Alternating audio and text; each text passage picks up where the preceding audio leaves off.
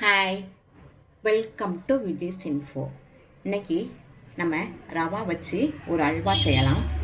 நல்ல ரவா கேசரி செய்யறதுக்கு முன்னாடி நம்ம இந்த தடவை ரவா அல்வா செய்வோம். சூப்பராக இருக்கும். அதுக்கு நான் ஒரு 3/4 கப்பு நல்ல ரவை எடுத்திருக்கேன். நம்ம நார்மல் ரவை தான். அதில் ஒரு அரை கப்பு நெய் எடுத்திருக்கேன். 1 கப்பு சர்க்கரை எடுத்திருக்கேன். 1 ஸ்பூனு கடலை மாவு, ஒரு 10-15 முந்திரி பருப்பு. இவ்வளோ தான் நமக்கு தேவையானது. நம்ம 3/4 கப்பு ரவை எடுத்துருக்கோம் இல்லையா, அதுக்கு 3 மடங்கு நம்ம தண்ணி விட்டு பக்கத்தில் கொதிக்க வச்சுக்கலாம். அதே கப்பில் 3 கப்பு எடுத்திருக்கேன் தண்ணி.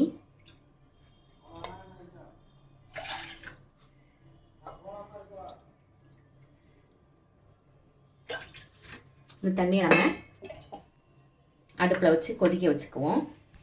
இப்போ நம்ம எடுத்து வச்சுருக்கிற நெய்யிலேருந்து ஒரு அரை ஸ்பூன் நெய் எடுத்து முந்திரி பருப்பு பொரித்து எடுத்துக்கலாம்.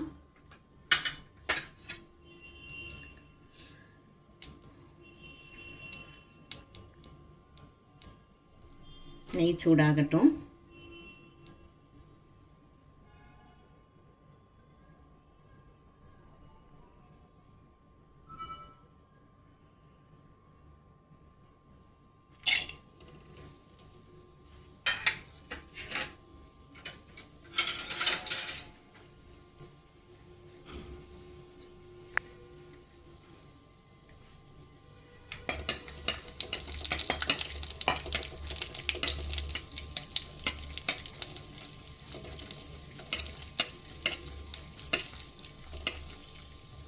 நல்லா சிம்மில் வச்சு பொரித்து எடுத்துக்கலாம்.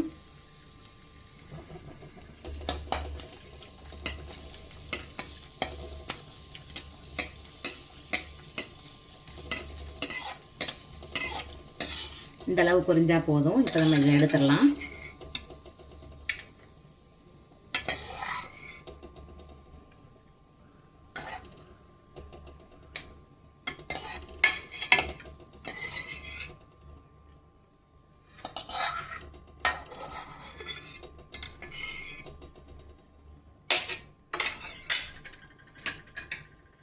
நெய்யிலேயே கொஞ்சமாக ஒரு 2 ஸ்பூனை போட்டு இந்த ரவையை நல்லா வறுத்து எடுத்துக்கலாம்.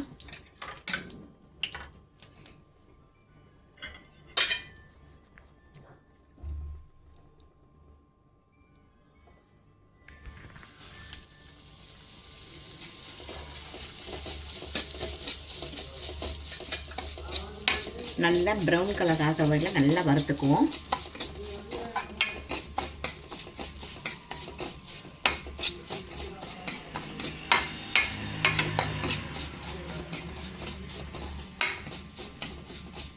ஒரு 5 நிமிஷம் ஆகும். நல்லா வறுத்துக்க எடுத்துக்கலாம்.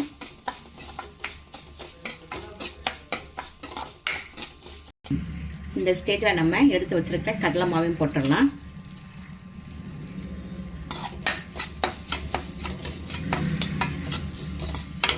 பாருங்கள், நல்ல கலர் சேஞ்ச் ஆகிட்டு வருது. இன்னும் கொஞ்சம் ப்ரௌனிஷ் ஆகட்டும்.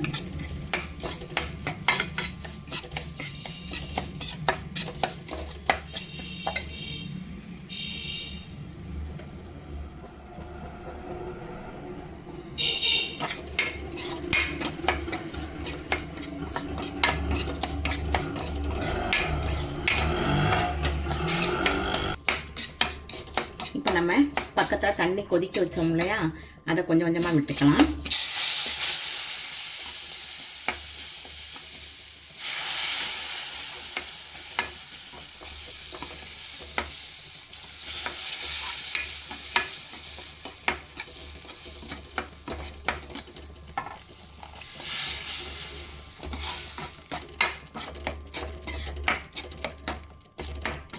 ஒவ்வொரு ரவையை பொறுத்து 3 மடங்கு அல்லது 4 மடங்கு தண்ணி இருக்கும். நான் 3 மடங்கு கொஞ்சம் கூடையே எடுத்து வச்சுருக்கேன். தண்ணியை பார்த்து நம்ம சேர்த்துக்கலாம்.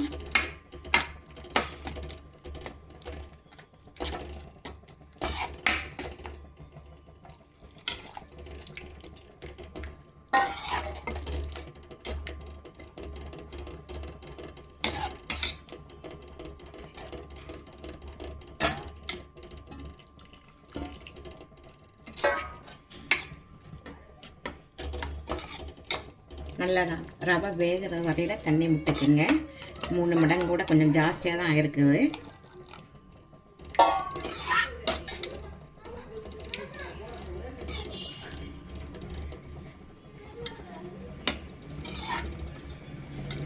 இப்போ நம்ம இதில் ஃபுட் கலர் கொஞ்சம் சேர்த்துக்கலாம்.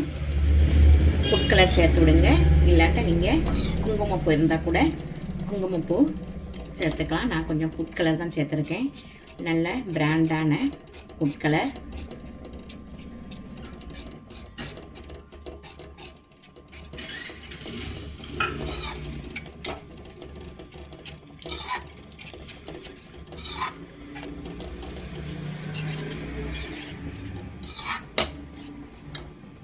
இது நல்லா 2 நிமிஷம் வேகட்டும்.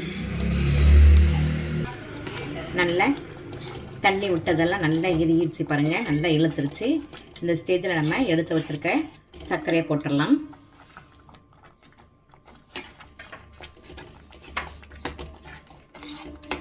நான் 3/4 கப்பு ரவைக்கு 1 கப்பு சர்க்கரை போட்டிருக்கேன். உங்களுக்கு எவ்வளோ டேஸ்ட் வேணுமோ, ரொம்ப சர்க்கரை விரும்புனீங்கன்னா இன்னும் கொஞ்சம் கூட 1/4 கப்பு சேர்த்துக்குங்க.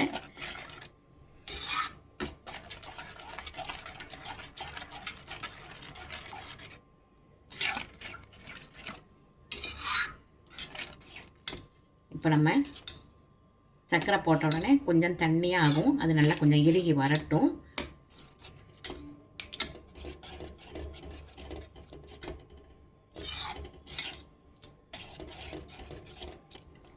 இப்போ நம்ம எடுத்து வச்சுருக்க நெய்யில் கொஞ்சமாக சேர்த்துக்கலாம்.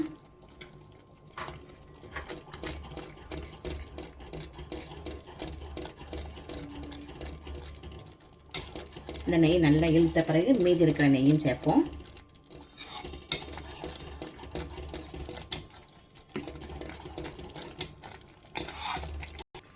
இந்த இனிப்பை நல்லா எடுத்து கொடுக்கறதுக்கு கொஞ்சமாக உப்பு சேர்த்துக்கலாம்.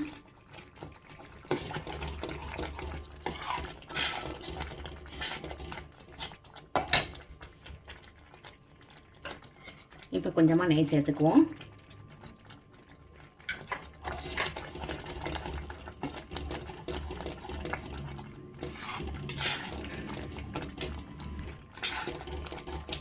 நல்லா பொறுமையாக ஒரு 1/4 மணி நேரம் எப்படியும் ஆகும் இந்த அல்வா செய்யறதுக்கு. நம்ம எடுத்து வச்சுருக்கிற இந்த முந்திரி பொரித்து வச்சுருக்கோம்னு அதை இப்போ போட்டுடலாம்.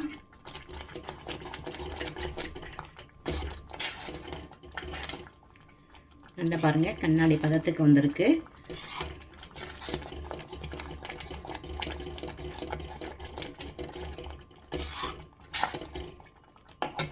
இப்போ நம்ம மீதி உள்ள நெய்யெல்லாம் விட்டுடலாம். ஸ்டவ் ஆஃப் பண்ணிடலாம்.